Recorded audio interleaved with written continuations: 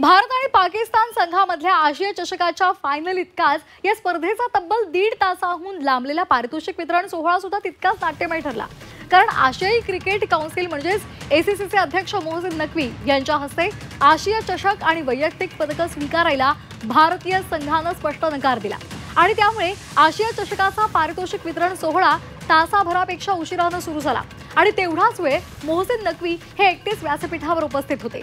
पाकिस्तान संघ सुद्धा जवळजवळ 55 मिनिटं ड्रेसिंग रूम मध्येच बसून होता। भारतीय संघाच्या या जिद्दीनंतर मोहसिन नक्वी सुद्धा ट्रॉफी देण्यासाठी हट्ट करत होते। त्यानंतर ट्रॉफी न घेण्याचा निर्णय भारतीय संघाने घेतला। शेवटपर्यंत भारतीय संघाने ट्रॉफी घेतली नाही। अखेर ट्रॉफी न घेताच भारतीय संघाने सेलिब्रेशन केलं आणि त्यानंतर मोहसिन नक्वी मैदानातून ट्रॉफी घेऊन निघून गेले।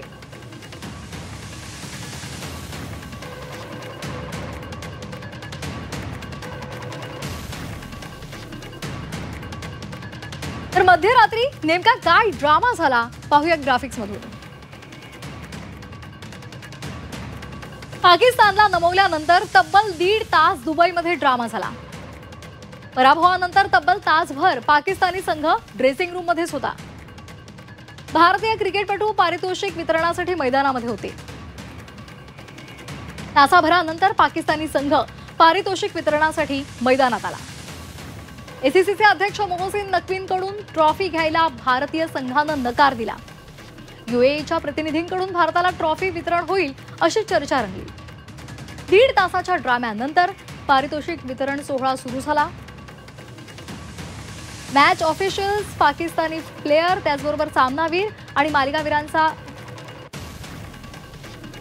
मोहसिन नक्वी आशिया चषक ट्रॉफी भारताला देण्यावर ठाम होते। मात्र भारताकडून पदक ट्रॉफी घ्यायला नकार मिळाला। ट्रॉफीशिवाय भारताने सेलिब्रेशन केलं।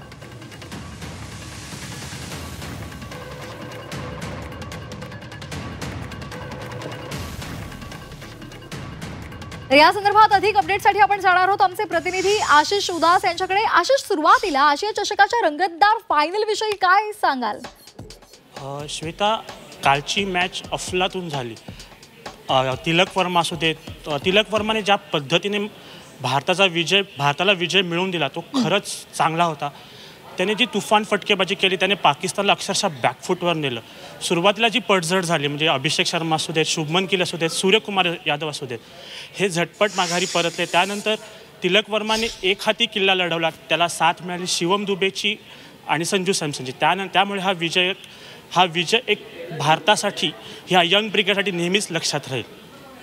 अगदी आशिष, आशिया चषक जिंकल्यानंतर मध्यरात्री दुबईमध्ये मोठा ड्रामा घडलेला आहे। आपण सगळ्यांनीच तो पाहिलेला आहे। या ड्राम्याविषयी काय सांगाल? मध्यरात्री नेमकं काय घडलं? मॅच संपल्यान जसं की आपल्याला माहिती आहे की सुरुवातीपासूनच भारताने सांगितलं होतं की जर आम्ही स्पर्धा जिंकलो तर एसीसीचे अध्यक्ष मोहसिन नक्वी यांच्याकडनं आम्ही ट्रॉफी स्वीकारणार नाही। तसंच घडलं। मॅच संपल्यानंतर भारतीय खेळाडू मैदानात बसून राहिले पारितोषिक वितरणासाठी, पण पाकिस्तानी प्लेयर्स ड्रेसिंग रूममध्ये तासभर बसून राहिले। त्यामुळे पारितोषिक वितरणाला खूप उशीर झाला। पण नंतर एक अशी चर्चा रंगली की एसीसीमधील जे यूएईचे प्रतिनिधी आहेत त्यांच्या हस्ते भारताला ट्रॉफी देण्यात येईल, पण नक्वी आपल्या हट्टावर अडून बसले। त्यांनी सांगितलं की नाही, ट्रॉफी मीच देणार। त्यामुळे भारतीय संघ स्टेजवर जाण्यास त्यांनी नकार दिला आहे। अगदी आशिष, असेच तुम्ही आमच्यासोबत जोडलेले राहा। वळूया पुढच्या बातमीकडे। खेळ संपल्यावर विजेते आठवतील, ट्रॉफी नाही असं ट्विट भारताचा कर्णधार सूर्यकुमार यादवने केलेलं आहे।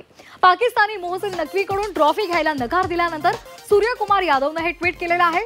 ट्रॉफीपेक्षा आशिया कपचे विजेते हा टॅग महत्त्वाचा आहे असं सूर्यकुमार यादवने अधोरेखित केलेलं आहे।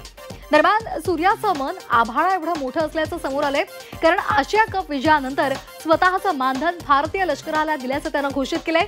या कृतीमधून त्यानं भारतीय लष्कराप्रती असलेला अभिमान, जम्मू काश्मीरमधील पहलगाम हल्ल्यामध्ये झालेल्या भ्याड हल्ल्याविषयी निष्पाप मृत नागरिकांप्रतीच्या संवेदना सुद्धा व्यक्त केलेल्या आहेत।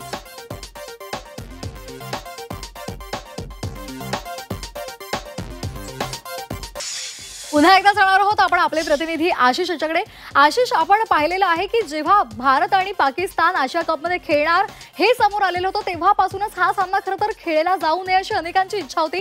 मात्र सामने झाले आणि काल आपण अंतिम फेरीमधला सामना सुद्धा पाकिस्तानला नमवत आपण तो जिंकलेला आहे.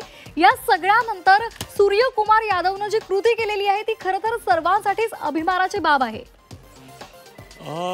नक्की श्वेता, सूर्यकुमार यादवने ह्या स्पर्धेत खरंच सगळ्यांची मनं जिंकलेत. त्याने तिन्ही मॅचमध्ये आपण पाकिस्तानला व्यवस्थित हरवलेलं आहे. एकतर्फी आपण विजय मिळवला आहे. मग तो हस्तांदोलन हँडशेकचा मुद्दा असू देत, त्यात पण त्याने हँडशेक टाळलं. नंतर त्याने आत्ता जी ट्रॉफी येते ट्रॉफी जाते, पण खेळाडू हे नेहमी लक्षात राहतात. त्यामुळे सूर्यकुमार यादवची जेवढी स्तुती करावी तेवढी कमी आहे. नंतर त्याने तसंच त्याला जे मानधन मिळालं आहे ते पण त्याने पहलगाममधील सगळ्यांना समर्पित केलं आहे. त्यामुळे सूर्यकुमार यादवचं खरंच आज कौतुक वाटतंय. धन्यवाद आशिष दिलेल्या माहितीसाठी.